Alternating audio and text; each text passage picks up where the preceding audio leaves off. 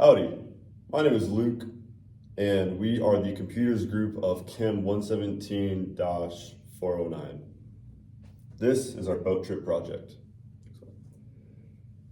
Again, my name is Luke. I am the team manager. My duties are to guide team members to a final project by overseeing all other team roles, ensure that we are all communicating and contributing, quality check of content and video presentation products, like images look good, spelling checks, etc. And make sure products are delivered on time, as well as make sure the content makes sense and presentation is practiced and polished. Thank you. And I'm Ryan. I'm the team facilitator. My job is to organize the meeting with the group, as well as organize due dates and make sure everything gets done on time, as well as connect with the project manager to ensure that everything goes smoothly. And the next is our project manager. Howdy, my name is Brandon Valdez. I'm the project manager. My duties are to guide the fellow team members on the actual video presentation, and then also organize and just have everything planned out. Make sure that we're hitting our objectives and the chemistry's there and how the product is evolving. Howdy, my name is Hank. I am the research facilitator. My duties are to ensure individual team members complete efficient and relevant research and verify all sources utilized and make sure they're scholarly and appropriate for use. Awesome. So problems in the group. Fortunately, as a group, we all worked pretty well together and understood our parts so that we did not have as many issues that we had to deal with as we're, all laid out in the expectations.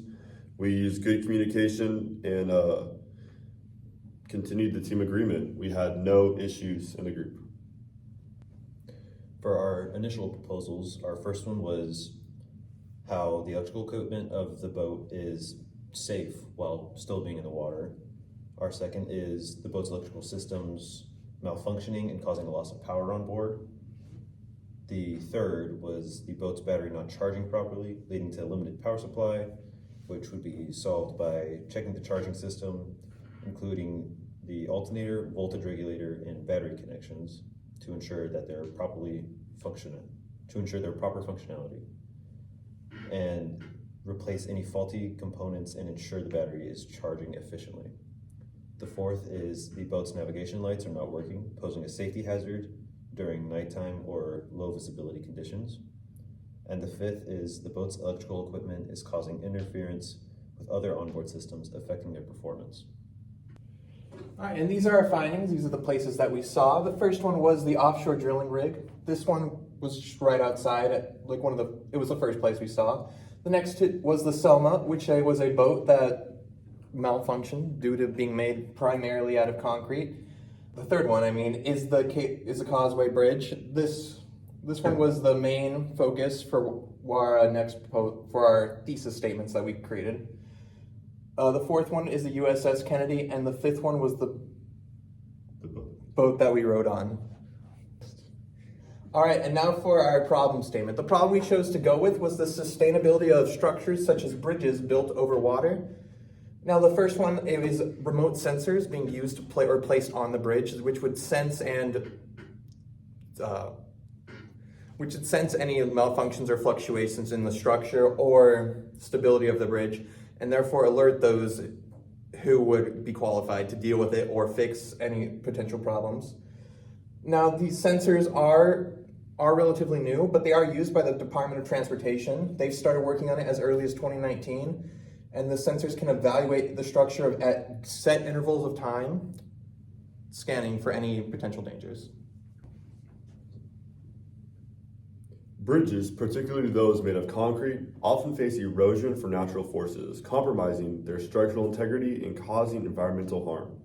One mitigation solution involving altering bridge design, such as opting for single-span structures or elevating bridge decks to reduce the impact of water quality and prevent hazards. Combating construction erosion is crucial for stability. Techniques like riprap, a layer of stone that protects soil from erosion in areas of high or concentrated flows, according to the US EPA.gov, strategically size and position stones and wig walls provided Effective measures against soil erosion and bridge deterioration in aquatic environments. Bridges face significant threats from debris and boats, which can cause severe damage and render them unusable. Various protective systems, including debris fins to guide debris away, debris sweepers to absorb impact and allow debris to pass, and debris deflectors with V-shaped cages or diagonal bars have been developed. These systems not only safeguard bridges from debris, but also have the potential to protect against boat-related damage, ensuring structural integrity and safety.